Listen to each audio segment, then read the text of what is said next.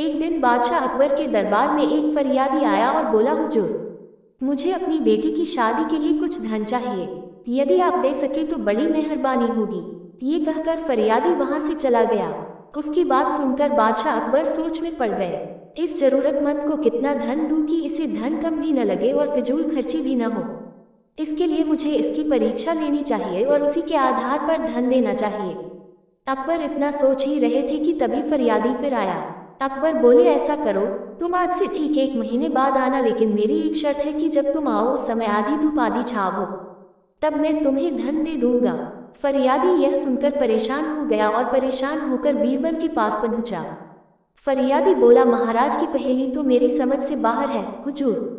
ये सुनकर बीरबल बोले, क्या हुआ, तुम इतने परेशान क्यों हो? फरियादी राजा की बात बीरबल के सामने दोहरा देता है।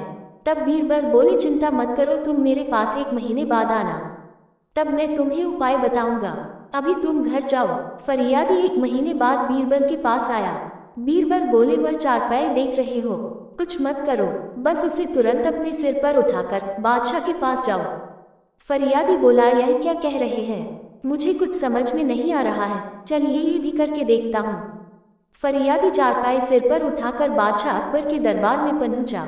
फरियादी बोला, हुजूर, आपने मुझे 1 महीने बाद आधी धूप व आधी छांव में आने को कहा था, लीजिए मैं आ गया। ये देखकर बादशाह अकबर बोले, वाह, क्या तरकीब अपनाई तुमने, मैं तुम्हारी बुद्धिमानी देखकर बहुत खुश हुआ। मैं तुम्हें 1 लाख सोने के मोहरे देता हूँ।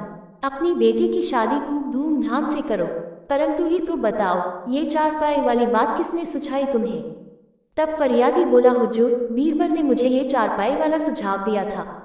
बादशाह बोले, वाह, बीरबल की बुद्धिमानी का भी कोई जवाब नहीं। हमें कोई भी काम बुद्धिमानी से करना चाहिए।